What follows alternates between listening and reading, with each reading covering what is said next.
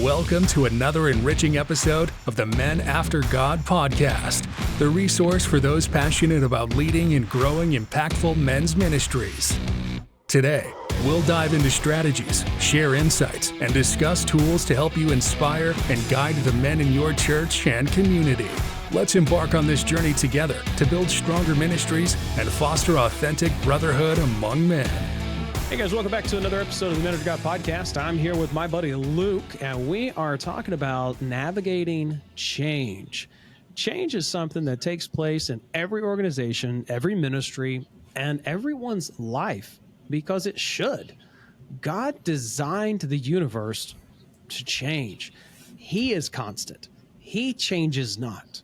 But everything it created does. Luke, I know you and I both love leadership. We love talking about it. We just had a great discussion that we should have recorded off camera about some topics that we should have brought here, but let's make sure to bring this one to the table. Change. Man, talk about what that means in your life and the people you've been leading and just kind of how important it is to any ministry leader's life and the ministry as a whole. I would say that if you're not dealing with change, then you probably need to change. So, talking about transition, a growing ministry is going to be a changing ministry. And I understand there's things that shouldn't change, doctrine and what you believe, what you're preaching, Christ crucified, rose from the dead.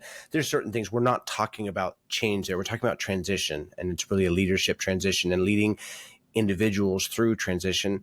And I don't know if you've, some of us have grew up in different homes, if you would. I grew up in a home that really never changed. We kind of stayed in the same area. But even in the process of, we were very much the same. We went to different churches, and the transition of going to different churches was a complete, it was very impactful for me as a young kid, and then young adult, young teenager. And even as I got into my college age, we again made, and it wasn't like they were bad changes. My parents are now going to the church that they went to for many, many years and then went away from and now going back to. So change is inevitable. And according to John Maxwell, change is inevitable, but growth is optional. So in the leadership and the transition, we're looking to understand change is not a bad thing. Change for change might be a bad thing, but change is inevitable. Seasons change, people change, things change, just life goes on, if you would.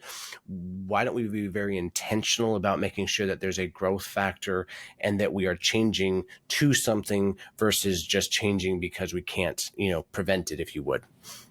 Man, I love that growth is optional because, we'll talk about it a little later, but one of the key aspects of change, especially in ministry, as ministry leaders, most ministry leaders find themselves to have an entrepreneurial spirit about them. They're driving hard chargers. They're really wanting to accomplish things, get things done. And that requires changing the methods. What is it? Don Sisk and probably others that have said the message never changed, but the methods always do. We want to change methods. We want to do all this stuff. But it's getting people to change with us and leading through times of transition and change like that. Jack Welch, I think it was GE CEO, right? Said change before you have to. Ministries have, I think, painting with a broad brush here, guys, and don't throw stones at me, but how many churches have you walked into that should have been updated 20 years ago? How many churches have you walked into and the methodology is still 20 years ago? Rather than being innovative and creative to see something new happen before it becomes the trend and the big thing that everyone is talking about. We've got to change. It's going to happen. It's going to grow you when you change. It's going to make you uncomfortable. It's going to make your people uncomfortable. However, you can help them be comfortable being uncomfortable, especially when you choose to be uncomfortable with them and let them know about it. You're changing leadership, changing demographics, cultural dynamics, ministries. You've got to be able to adapt to stay relevant and to stay effective in ministry.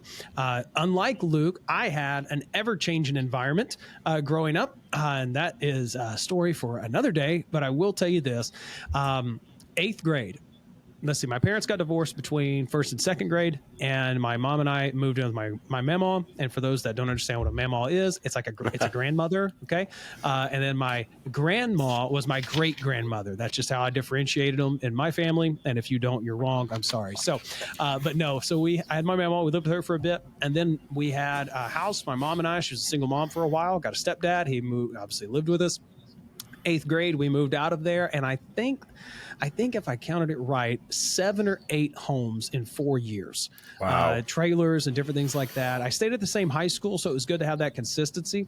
And then, of course, jobs. I got my first job at like 13, 14 years old. But in high school and like the two from 16 to 18, I honestly, I think I had 7 or 8 jobs. I was not the best employee for a number of reasons. So change has always been a part of my life. It's never been a big deal. And in fact, the way I'm wired, if we're not changing, if we're not growing, I'm almost a little uncomfortable. And so I'm comfortable in the chaos, which is a problem for those that I work with and lead.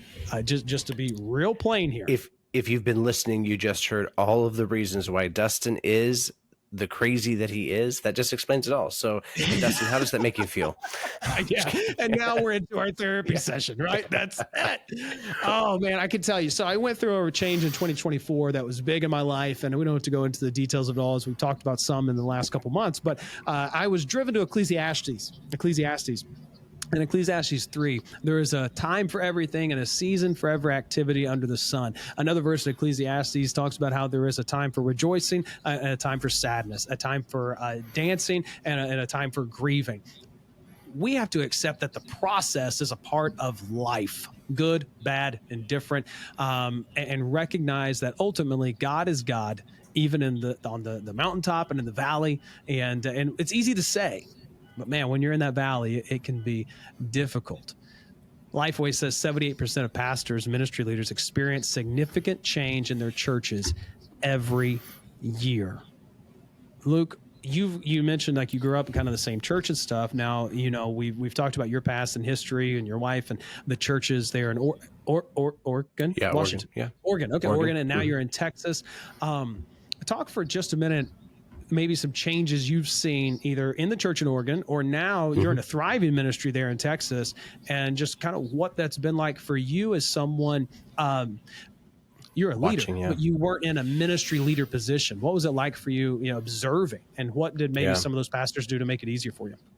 I mean, I could go through several churches because I went to a church I went to Greater Portland Baptist Church in Portland, Oregon for a lot of years when I grew up. That was my that was where I met my first wife and all that. And so I think looking at that church and my time, even as a young adult and a teenager, the church was going through a big building thing, and then they built the building, and then they went, started a Christian school. And, and if I look back on every year, there were challenges every year. And just based on the stat of 78% of pastors go through significant change every year.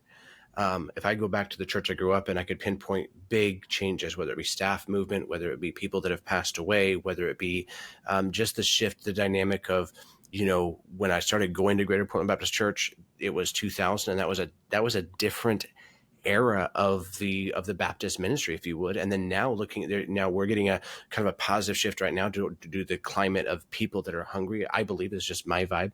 And then I go to Lancaster Baptist Church, right, which is a church that's always in change, always in flux, and the big buildings and the ministry and the initiatives. And I want to highlight the fact that 70% of most initiatives fail due to lack of leadership and communication, right?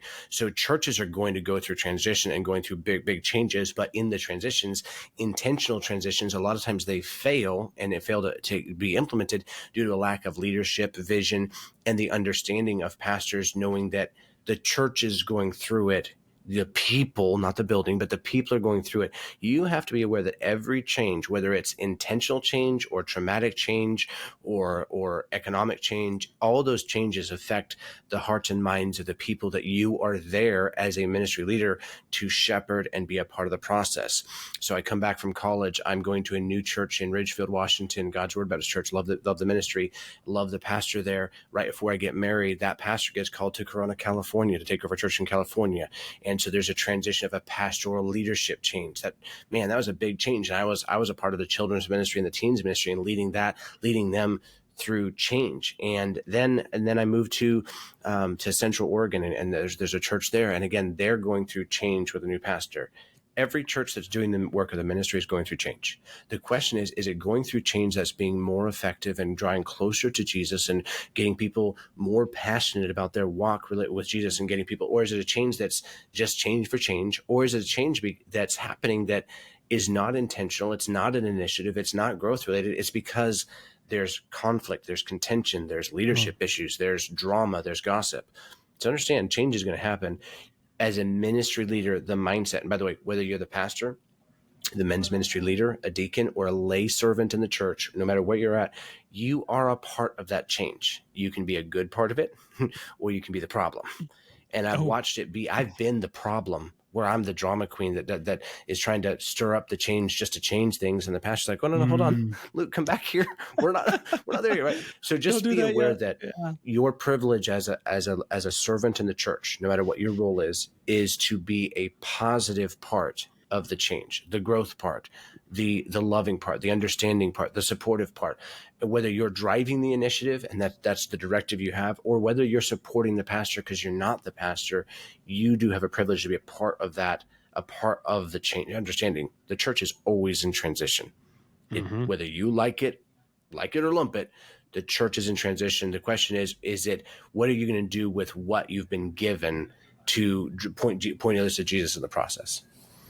As ministry leaders, I'm sure you have ideas of what you want changed, right? You're visionary. You walk into a room and you see a ministry and like, okay, we need to change this, we need to do that, we need to do this. And you've got the idea of what adjustments need to be made 6 months, a year before you're even talking about them to other people, because you've got to lead people along. There are some common ministry changes that you can anticipate because it's going to happens to everyone. And I want to identify those for you so you can prepare yourselves and be ready for it as we get ready to enter into the new year here in 2025. And I want you to be able to, again, anticipate some things that might be coming in your ministry, or maybe you haven't thought of. The first is leadership changes. Do you have a church that's getting ready to transition pastors? That is a significant event in the life of a ministry and needs to be handled well. Then there's cultural shifts, changes in the societal views affecting ministry approaches. This isn't just a American culture shift. This isn't just your state cultural shift. As you reach new people for Christ and you see new believers come into your ministry, you're going to notice the culture of your ministry can end up adjusting or shifting depending upon how big of a group of new believers and stuff you have come in. And I'm saying this a little bit from experience. If you have a ministry who has existed for a long period of time with X amount of people there, and you start to bring in X plus any, you're now overwhelming that previous culture. And can I tell you, here's an area I messed up, guys. Here's an area I messed up. Learn from my failure here. I didn't anticipate the negative impact that would have on the people who are so used to their particular culture. You've got to anticipate that. You've got to love through that. And Luke's going to talk a little bit later about empathizing with people as they're adjusting to these things, because never in my life did I imagine the thought of so many new people being a negative feeling or comment in someone's mind. However, and I'm not saying these are bad people, guys. Let's get this out of our minds that they don't love Jesus. They love Jesus. Maybe they have a wrong mindset. Maybe they have fear of losing something that was so important to them. And again, Luke will touch more on that later. And then structure changes. Are you adjusting your programs? Are you adjusting the organizational hierarchy? Are you changing your org chart? Or maybe you're getting rid of your org chart for something more ministry friendly, right? And then technological advances. I remember being a part of a smaller church that was a plant, 15 years ago. God, Luke, I'm getting old, man. 15 years ago. And no comment. Thanks. Everybody was trying to get on live stream. This was out west in Arizona. Everybody was trying to get on live stream. We were a church plant. We wanted cameras immediately. As soon as possible, we need our live stream, right? Because it's the window to your church. It's social media. Everybody wants to see what they're going to get before they get there. When I moved to Connecticut, I found that there were so many churches that had not went to live stream. And that was in 2019. And these churches were not incorporating it for a number of reasons. It'll make people stay home. We don't think we need to invest into that, this, that, and the other thing. And can I tell you, when COVID hit, all those reasons went out the window. Everybody now has live stream. Right. And so, but making those technological advances, understanding that any change you're bringing into a ministry or is going to happen that you need to anticipate is going to have an emotional impact on people, and you have to lead them through that. And I will tell you guys, coming from 9 years in the Marine Corps, it is something I have to actively work on when leading people, is to consider the emotional impact that it has. And someone who's helped me do that in a great way and is still helping me grow is Luke. It's why we are such a great team together, because he cares about how you feel. I care about what you're going to do. And the two of us together, we are like Clark Kent and Superman. It's an amazing combo. But Luke, talk about, just again, man, you've helped me so much in working through the emotions of people and how to best respond to them, and changing my mindset from getting defensive of like, well, they don't think like me, they're not feeling like me, they must be against me. Like, no. They just feel differently than you, and you want to meet them where they're at. So talk to us just about the emotional impact of change. Yeah. I've watched this in my own life where I'm trying to implement change in even a work culture, and there's a vibe that we have, or just kind of this thought process that if someone doesn't agree with us and get on board with us as the leader, and even especially if you're in a man of God position where you are the spiritual leader, where immediately they're wrong. And immediately there's a conflict there of almost like friction or contention, because if they don't get on board, then obviously they're not walking with God. And I want to just deal with that real quick. The Bible talks about, multitude of counselors, there's safety, stuff like that. You're dealing with the hearts and minds of people, and you're dealing with the experiences that everybody brings to the table, and understanding that your job as a leader is to follow the Lord, but to deliver truth in love. And so sometimes we're really good at delivering the truth. Hey, we're going to make a change, and this is what we're doing, and like it. If you don't like it, then don't let the door split you when you leave, or whatever that phrase is, right? Don't let the door hit you where the good Lord splits you. All right. Yeah, that one, right? So, and I really want to just take a step back and say, two things that are primary. One, you don't have to take everybody with you. So I just want to say this. So before we go into the touchy-feely, the aspect I need you to get from this, or that I want to ask you to take from this, is that there are people that are not going to make the transition. So when you're leading through transition, even John Maxwell talks about, there are people that are with you for a season, and they're with you for a good season, and you might have done a lot of ministry with them, but as you're following the Lord, they might not be willing to make that sacrifice or be willing to make those transitions. So don't be afraid to it's okay to say goodbye lovingly. So understand this. So I know we've experienced this where some people are, I got to keep everybody with me because I'm their spiritual leader. Well, they belong to God, not you. God's given you them for a season. But even in the process of transition, people move and leave your church because they move somewhere else, and that's fine. And by the way, that just means that if you've done your job as a spiritual leader for them, and you've taught them, and you've been able to mentor them, they can now be a servant to another church, another pastor that needs them, that's probably been praying for that member to come to their church. Then you've got the other side of it is you've got we'll call them negative Nelly. They're just individuals that it doesn't matter what you do. It doesn't matter if you had Jesus next to you with his hand on your back telling you that you're doing the job right, and they could see him, they would have some opinion about what Jesus was wearing on the podium, right? Whatever, they would have something going on there. So just be aware that it is not your job to bring every critic along. Take criticism like chewing gum, get the good stuff out and spit out the rest. Like there is a place for taking feedback. But on the flip side, understand most of your people, most of the time in leading people, the law of process is not John Maxwell's law of process is stuff happen. Leadership happens daily, not in a day. I'm going to talk about a different law of process. Most people need time to process change, and they need to talk it out. You got two kinds of people. Some people need to take it internal and just duke it out inside themselves before they bring it out. And sometimes by the time they bring it out, it comes out really direct, and you need to deal with that. But that's how they process. That's not against you. It's a lot of times it's what's going on within their own heart. It's turmoil because they're struggling.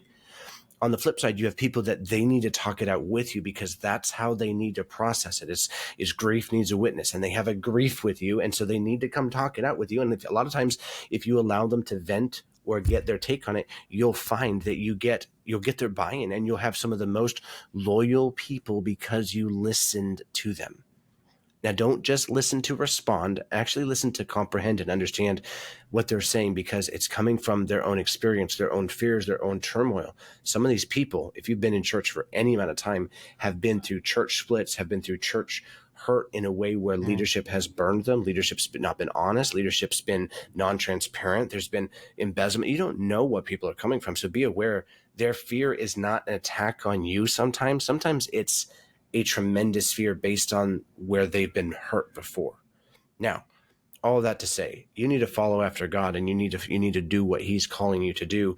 But there are times that in the process of doing it, if you want to keep your people with you, clear communication, clear involvement, and allowing them to not be dictated or commanded to follow, but allow them to come along a journey with you and have those one-on-one conversations or smaller group meetings to help drive that initiative, so that people can have a place at the table of, hey, I don't like this change. Okay, well, and I think, Dustin, you have a really good question. When people are coming, I forget what it is, but it's like, what's the core issue? How do you say that question when people are like, I don't like this, whatever? What's your question there? I can't take credit for that one.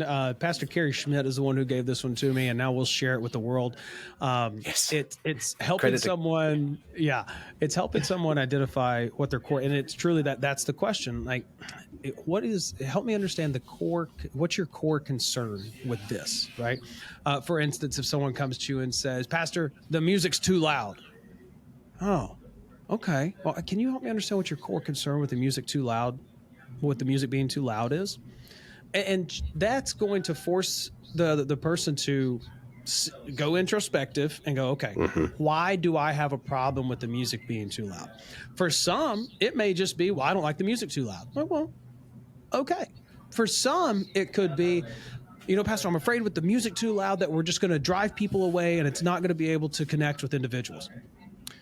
Hey, that's a concern of mine too. I want to make sure that we're connecting with individuals and not driving people away.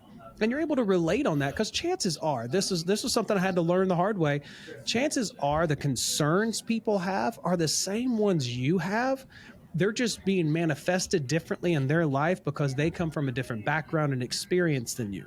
So don't try to fight and argue with them based upon their background and experience. Try to understand them based on their background and experience and connect over the core concern that you have with them.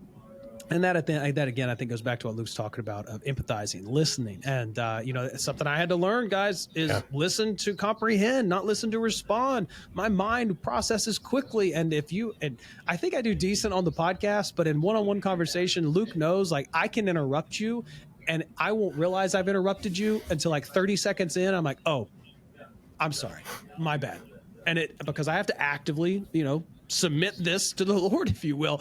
Yeah. So, but how can we effectively lead through change? How can we effectively lead through the transitions that are going to come? How can we connect with people? How can we help them feel heard, seen, validated, and valued? And Luke says it much better than I just did. And if you're watching on YouTube, my fingers are moving like crazy. Yeah, I think it's funny because we look at this.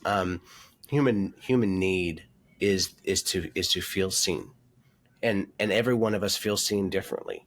And if we could talk love languages, we could talk conversation. There's a lot there that we can't get into today. But I think it's crucial that we do understand, if you want to connect with your people, then you need to put yourself in their seat and in their shoes for just a minute. And the concept is, I need to look at when I'm talking to a group of people or I'm talking to an individual, I need to for just a moment, put myself right next to them and say, what is their perspective and what do they need to hear? That's truth. I'm not trying to manipulate them, but what do they need to hear me say? And a lot of times what they need to hear you say is that you know what they're thinking. Not because you know what they're thinking, but a lot of times we're actually better at this than we think, where we're looking at someone and you know that you're dealing with a skeptic that's thinking, man, I don't want to make this change. And I like this kind of whatever style, music, ambiance, lighting, paint color, whatever it is, and be able to say, hey, I know some of you are thinking that you don't like this change. And immediately they're like, he's talking to me, right? And immediately that allows you to connect with them, and you can start to deal with like, hey, there's some changes that we're not going to enjoy, and you can go into the reasoning that you have. And also the other way to do it is if you have one critic, you probably have 10. So if you can deal with the one critic and be able to help that critic come over to where you are and really become an advocate with you, through the law of process is that I'm allowing them to process it. I'm giving them enough time, enough warning so they can ask enough questions. And then pretty soon it becomes their idea. Now, if I get that one critic over to my side who was negative Nelly, and now they're, happy Sam, right?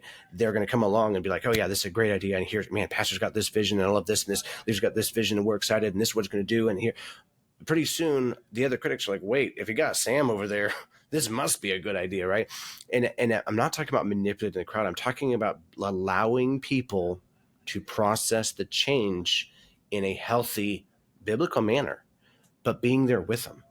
So just be mindful that every directive you give, so you're leading through transitions, there's a lot of ways we can do it, but in the process, understand you are dealing with people's hearts and minds and their emotions. Don't discount them. Connect with them. In fact, utilize them for the benefit for the benefit of the ministry, because emotions matter. And so in the process of it, don't lean on them, be aware of them, and don't ignore them. And then in the process of doing that, you'll be able to better, really, as we go into the next phase, better lay out the initiative and transition and work together versus, man, there's a lot of conflict and strife and people aren't getting the clear message. Well, because they aren't listening yet. And if I can get them to open up and really you can be vulnerable with them, you'll find you'll get a lot further with that emotional connection. And I'm not saying you need to be an emotional guru. You just need to be willing to listen and care. And by the way, Dustin makes fun of himself a lot for that. And there's been obviously a lot of growth, but Dustin's really good at that in a way where he cares enough to know that he's not an expert at it, to be able to ask questions, to be able, like knowing, hey, this is my strength zone. I better make sure I really hone in on this because this is where I've lost it before. This is where I've hurt people before, or I've been hurt before. That's growth. That's self-awareness in leadership and transition. Luke, you're hitting on something I was going to say too. For the guys that are like me, where some of this emotional stuff, you're just like, man, I just don't get it. I have a hard time empathizing and things of that nature. One, recognize it's okay. It is. Because I say it's okay. It is okay to not be the emotional guru. It's okay to not to be wired that way. Now, that doesn't mean it's okay to treat people however you want. That's not what I'm saying.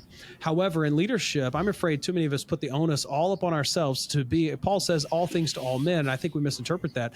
I can't be that emotional guru to someone. I can't. I know that. God didn't wire me that way, but that's why we have the body of Christ. That's why I do have friends like Luke that I can call and be like, hey man, this is what's going on. And I think at least on 3 occasions I know of that I can recall, Luke has said to me, okay, well, this is probably how they're feeling. And he says that. I'm like, yeah, but why would they feel that way?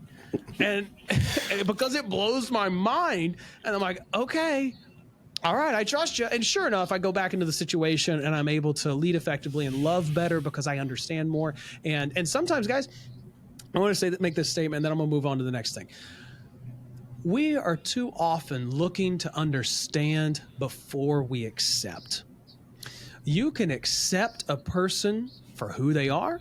You can accept a person's opinion without fully understanding. It doesn't mean you can't seek understanding, but if your acceptance of another individual is based upon your ability to understand them and everything about where they're coming from and all the details that line up to create their opinion and idea, I'm afraid, and this is how I feel, and Luke, correct me if I'm wrong here, I'm going to be very short-sighted, and I'm only going to be able to accept those that are like me rather than being able to connect with those that are different from me. So don't base your acceptance of another individual's thoughts, ideas, and opinions on your full understanding of it. Ask questions to gain understanding, but it's okay saying, you know what, I don't get that, but you know what, we're going to try it. I'm going to do it your way, if you're talking to someone for leading, or if I don't understand that feeling, so I'm going to sit with it for a bit. And man, could you answer some questions for me and help me better know what's going on? Go ahead, Luke. Yeah, just the value in that is that when you're leading a team, understand if and just the concept of if every member of your church were just like you, in some ways your church would be perfect. Easy, right? Life yeah, would be exactly. easy. There'd be no conflict. But I want to highlight how much of your ministry would be lacking by what you lack. And so when you're looking at this and the opportunity to sit down and for understanding and really kind of put somebody else who you don't see eye to eye with, and I'm not talking about doctrinal issues. I'm talking about transitional issues of how we make the transition and what the transition what's the goal of the transition. I might sit with someone who might be considered the critic of change. and say, okay, what am I lacking? What am I missing? Because a lot of the times these people that don't want change, they actually have the gift of discernment. And you say, well, they don't seem like very discerning people. That's because discerning people come across as very almost contentious because they ask questions. And you're like, well, I don't want somebody to ask questions. Well, no, you do. You want accountability and you want discernment and you want wisdom. So if you can put this person who seems contentious because they're always asking the question, like everything's going great in the meeting, and then this person's like, well, have we thought about so and so? And you're like, oh, here we go. They just dumped a bucket of water in my fire. No, no, no, no. Just take a step back and remove your pride out of the situation. Just, hey, that's a great question, because maybe you've answered it in your mind, but they need it to be answered out loud, or maybe you didn't think about it. And being able to sit down with and say, okay, here's where I'm going. Here's where I feel God's called me to go. Like I really feel God's leading us this direction. And it's a big change for the church. Before I make the announcement, before I call the meeting, can I run this by you? Can you tell me what questions I'm not asking? What you're going to do is you're going to put them in an advisor role, and the value, because they're going to feel seen, heard, valued, validated, and also odds are they have some great wisdom for you that you haven't considered. And when you do that, immediately they become an advocate for you because you have listened and included them in it. So now they're part of the plan. And by the way, there's a point where you can use their name, and you don't need to name drop all the time. Some ministries, that's not a thing, but in change and transition, other people matter. So if I can, hey, what am I not asking? Well, have you thought about ABC? Those are great questions. I didn't think about those. What would you suggest I do? What's your insight here? By the way, I might go deal with those things and then come back and say, okay, I dealt with this. We're all clear here. This was a great question. Now I've got this person they're like, wow, not only did they ask me, they listened to me, and they made it actionable. So there's a concept right now in the world what's called inaction fatigue, where people get feedback. It's like people they call it survey fatigue. I get all these surveys and I give all this feedback, nothing changes. In your church, if you're going to ask for feedback, you're going to ask for counsel, you're going to ask for advice. Hey, inaction fatigue is a theme.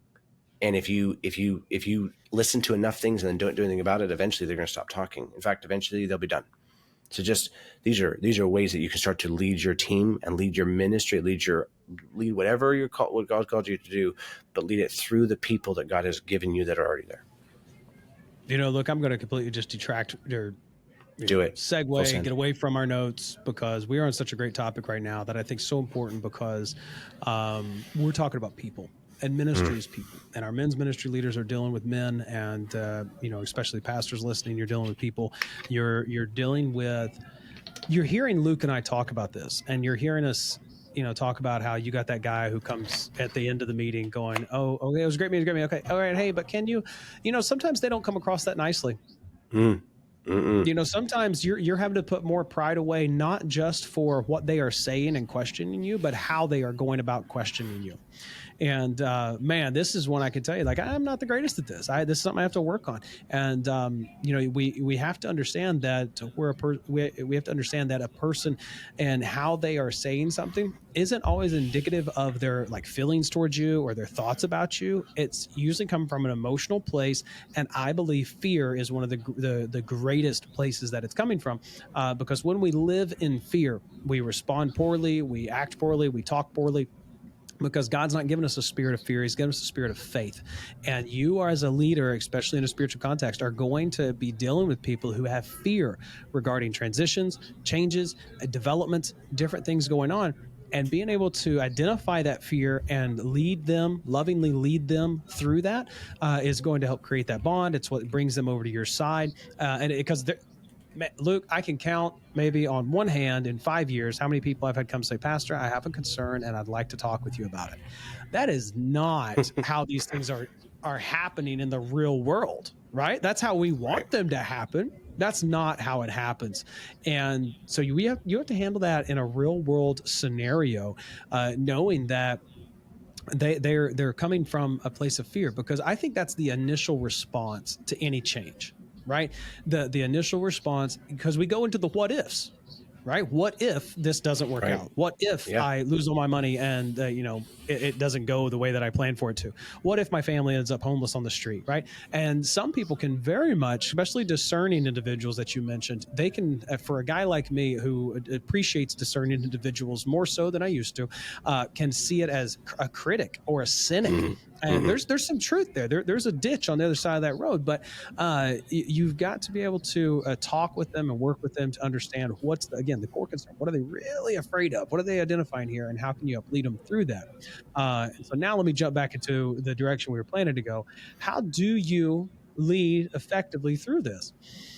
It starts with a clear vision, and I don't just mean communicating what you want done. We want a brand new building. We want a brand new Bible study hour class. We want a brand new life group ministry. We want a brand new outreach initiative. Okay, that you have it clear in your head, but why do you want it? You've got to convince people you're changing with a purpose rather than changing for the sake of change. And connecting with people on an emotional level in the beginning is a great way to do that. And you can utilize storytelling as a wonderful method to make that happen. And I can highly recommend something you'll know as the hero's journey as a great way to break things out and communicate truth. And I can go into that another time, but Luke has something to say and I want to hear it. I think as you're casting a clear vision, a lot of times, John Maxwell's book, The 16 Laws of Communication, talks about the misnomer of communication is the thought that it actually happened. And so sometimes we do something where we're like, well, I announced it from the pulpit and we put it in the video. And so we're ready to go, right? The communication is a back and forth. It's a dialogue. It's not just an announcement is an announcement. That's all it is. But we are not just heralds. Part of our ministry is heralding the gospel. But announcements and transition and all that, understand this. John Cotter says this, transformation is a process, not an event. The clear communication is a process. It is not a one-time pulpit announcement. I just want to give this thought. When you're casting your vision and the storytelling and the modeling of, hey, how do I get the different individuals to buy in, to understand, to be able to ask questions, to get involved, to engage, all the things you want people to do in the matter of change. Look at what you're trying to do and say, okay, what is the timeline of this project? So let's just say it's a building project. Well, the average building project takes a year to 2 years. Like, it's a big deal, right? Take the permitting process. Well, that means I need to have as much as that is going to take to implement and make happen. I need to backtrack and say, okay, if my building project is going to take a year, I better take a year ahead of time to start preparing people for the building project. And you say, well, it's not a budgeting thing. Well, then you have no problems. Like I've not had a church that's had to have a budgeting problem for buildings, right? If you're like, hey, I'm gonna start a men's ministry, it's going to take about 6 to 8 weeks to implement, or maybe it's going to take 6 months to implement. That means I'm going to say, okay, if it's going to take 6 months to implement and make happen, I'm going to start announcing it 6 months ahead of time. So whatever time it's going to take to implement or to transition into it, I'm going to start that much time ahead. So whether it's 6 weeks, I'm going to do a 6 weeks Bible study. Great. And 6 weeks ahead of time, I'm going to start the announcement, updating, clear vision process. So some of us we're impromptu. We just, one Sunday morning, we're up there on the front row getting ready to preach. We're like, oh, I'm going to do this. We're going to start this kind of ministry. That's great, but don't do that. That's not great, actually, right?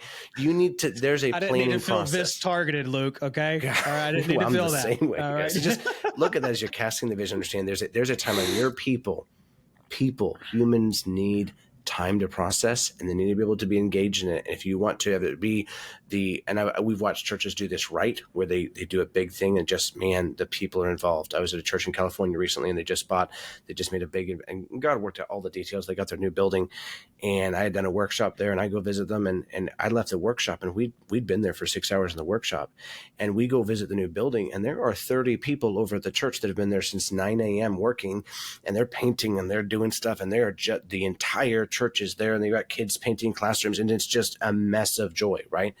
And then here comes the 16 individuals that were a part of the workshop. They had gone and changed, and they've already had a long day. We were exhausted, and they come in and they're going to start painting and working, and they worked until about 9 p.m. that night. The thing is this, when you've got that kind of engagement, man, no one of us can do everything, but all of us can do something. That's when you feel like, wow, that is the people of the ministry doing the work of the ministry. And it's not just the pastor, like trying to drive his own agenda. No, this is how you get everybody involved. That clear vision, getting everybody involved, where it's not just a vision for me or what I want. This is a vision for the work of the ministry and how it affects all of us and what we're doing. Man, I love that. Such good stuff right there, man. And then that goes in. So again, the strategy, if you will, the steps we've got here: create a clear vision, right? Develop your plan, and that communication piece. Communicate transparently. Communicate early. Communicate often. I can't say that enough. Communicate early. Communicate often. I have never heard anyone complain about over communication in a ministry. It is always the opposite. And the response from those that are responsible for communicating is usually, well, we put it in the bulletin, we've announced it from the pulpit, we had it on social media, we did this, we did that. Okay, fine. But but are you actually communicating? We believe it's happened, but it hasn't.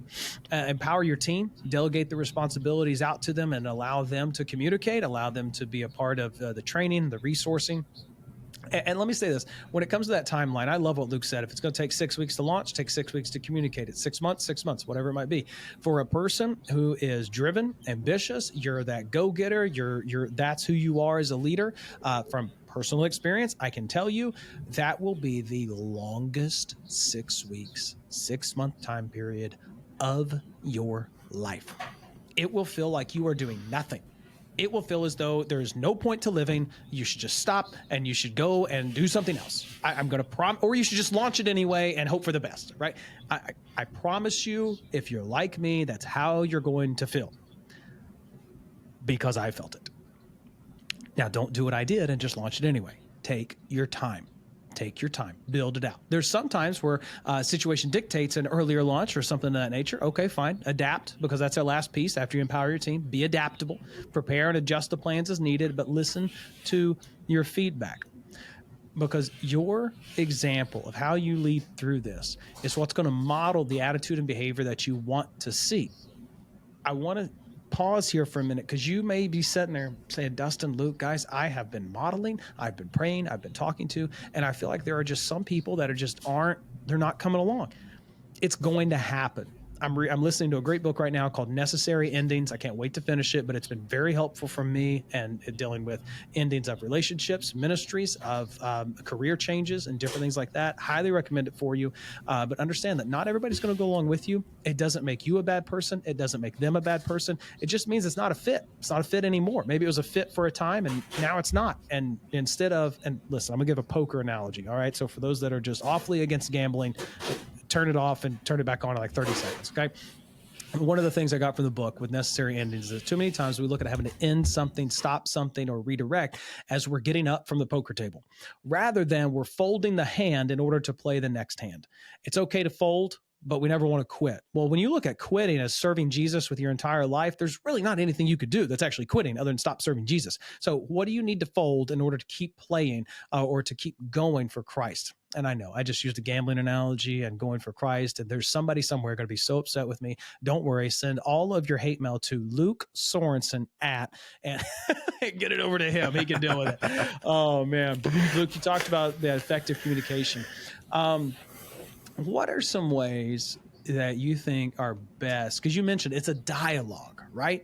Have you seen studies or interacted with people to understand the best ways to communicate with those who are new to the ministry, been at the ministry for a while, plugged in and involved serving, not plugged in and involved serving? What's some advice you have and counsel on how to best communicate for change? I'm going to go back and really lean into there's some basics that any one of us could come up with, but I want to highlight something I learned from Pastor Chappell down at Lancaster and this was something he'd teach us as students, was that if you want to do change, it needs to be a lot of conversations early and often. And understand the word conversations, not announcements, not big visions, not videos, not props, not sermons, but having one-on-one conversations with the influencers in the church. I want to make sure to highlight this.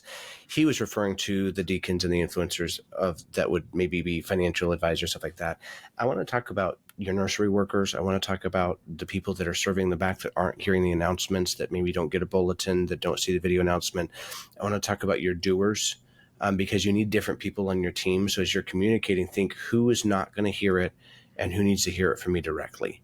So the conversation. So we have several. So we have some tips for communication, regular updates. So if you're going to do something, there's got to be like, hey, here's our launch, here's our process, here's where we're at. So there's not just we're doing this, but we're doing this at this time, and here's when we're doing it, and here's where we're at. We got committee meetings, we've got this, and if you have questions, see so and so, right? So there's a regular updates, right? The next is the two-way dialogue, which is I'm going to go and I'm going to talk to someone. I'm going to get their feedback. I'm going to make that actionable, whether that's more conversations elsewhere, whether that's a follow-up conversation. And then I'm going to follow up with that. I mean, that it's not just I say it, you listen. It's I say it, you say it back to me. And that it's really this dialogue. And then the real crucial thing is to make sure that your influencers, not just your deacons, not just your assistant pastor, your influencers in your church. And I'm going to talk specifically to the individuals who are the loudest. We call them galvanizers. They're like little microphones running around. If you want the message to be given correctly, make sure you give it to them correctly. Because if you want the gossip to happen, gossip is going to happen whether you like it, preach against it, tell them not to. It's going to happen. So give them something worth gossiping about, which is this initiative in a positive way, and give them the juicy details so they can start spreading the message. And being a little bit facetious in the process, but that unified message of here, Dustin says it all the way based on Donald Miller's concept of what's the so that. We're going to build this building so that we can reach this people group. We're going to bring on a new staff member to lead the music so that we can have a more effective worship service. I don't know what the so that is or what the transition is, but that unified message of what is the so that your church can run around the neighborhood talking about, like, we're doing this so that this can happen, because that is crucial in your messaging, where it's not because pastor wants to have a bigger church. Well, that's not the messaging, right? Because so-and-so has this, we need to do it too. What is the unified messaging? You know what you just said there, that assumption of reason, the assumption of why something is happening can kill momentum. Chances are, look, I'm not going to tell you there's not wolves in sheep's clothing out there. I'm not telling you there's not false prophets. I'm telling you that most men do not get into ministry just so they can have a large church. I believe some men are more equipped to lead large ministries than others, and that's just life. I believe there's some men that are better equipped to lead smaller ministries than others, and that's fine too. If you think your pastor is that shallow, you either need to go sit and talk with your pastor and find out if you're right or not, and if you're right, then either leave or ask him to leave. Because chances are he's not that shallow. Too many men go into the pastorate and get demonified. Is that a word? Demonified? I don't know. Demonized. That's the word. Demonized. There we go. I don't think so. Right. That one. Like, it sounds like it works, but it doesn't. No, get demonized because of the negative things you've seen in the news about other pastors, rather than realizing that's a human being. Who was created by God, who surrendered his life to serve Jesus. And chances are very slim that he's one of the ones that is just trying to build his own platform and do all this stuff, right? I tell you, people don't understand leadership until they're in leadership, and you have to remember that. It's just a fact of life. Okay. One of the things before we close out here that I want to hit on, what Luke was talking about, identifying the influencers and connecting with them, and I love how he said it. This was something that I had to learn, is that it's not just the positive influencers I need to go connect with. I need to identify who the negative influencers are. There's galvanizers out there that are rallying troops for your cause. And there's some that can rally against your cause. And you've got to talk to them. You've got to interact with them. You've got to figure out what's going on there. Is there something you're missing? Is this just a personality conflict? Are these people that are going with you, or are these people who are not going to go with you? But you've got to consider the negative influencers that are in your ministry as well. And if you say, well, Pastor, or Dustin, I don't have negative influencers in my ministry. Yeah, you do. And you probably know who they are. And you might be avoiding them because you don't want the hard conversation, or it's going to be uncomfortable. Guys, you're going to have a hard conversation. It's part of leadership. You're going to be uncomfortable. It's part of leadership. But going to them, loving them, and sharing your your reasoning and everything behind it, and getting them on board with that is very, very helpful. Make it so. A lot of times we think it's like, well, this is my idea, or maybe it was a vision that came to you, like you're creating this, and God's given this vision to you. Well, if God's given this vision to you and it's his church, that means he probably has given it to other people in the church. And so I want to encourage you, as you're dealing specifically with the critic, but either way, you're dealing with your influencers, make it their vision. It's not just your vision. What you're doing is inviting them to the vision table, saying, hey, I see a world. I see a time when we have this building. I see a time when we're able to reach this people. I see a time when we have a larger nursery, when we're whatever it is. allow it to be their vision so that they can share their vision with the ministry as well. And I understand, it's the job of the pastor to be the visionary. I get the pastoral hierarchy. I understand. What I'm asking is, as you're leading through transition, that you take the perspective of, man, this is not just my ministry. This is the Lord's ministry, and if this is the Lord's church, if this is God's church, that means the entire body of Christ can be involved in this vision. Now, maybe not at the first meetings, maybe not in the process, but there's a time when you can connect with each individual. And this is where you have different events to celebrate the process and announce it. But the other thing is, people deal with the fear of, like, if I have an opinion and they're afraid of coming to the leader with their opinion, they're going to go to somebody else with that opinion. So if I can go to them first and just basically say, hey man, if you got questions, bring them to me. I'm looking for the best insight of you. I'm allowing them to come to me and with no fear of retribution. Like, I'm not going to ostracize them if they disagree. I'm going to listen to them if they disagree. Now, I might not change the plan and I might tell them that, but I'm not afraid of having the conversation, but I certainly don't want to make them afraid of having the conversation. Luke, that is a whole other podcast episode of I can listen and tell you no, but it doesn't mean I don't care. It just means your ideas, I don't think your ideas lovingly say not now. That episode will be hosted by Luke and Luke alone, as I sit in the audience and listen. Oh my goodness. Yes, I love it. Man, such great. Man, I love this conference. This has been a great conversation. And I hope you guys have been blessed by it. Leading transition is something that's going to happen in your ministry. If you don't think you're going to have to, then you are wrong. Wrong. Yeah, he's so nice. Yes, you're wrong. But guys, how you go about it is so important. And I think we've covered 50 minutes worth of a great way to approach it. Things to consider. People. Remember, we get so caught up in the thing we're trying to do, we can often forget the people we're trying to do it for.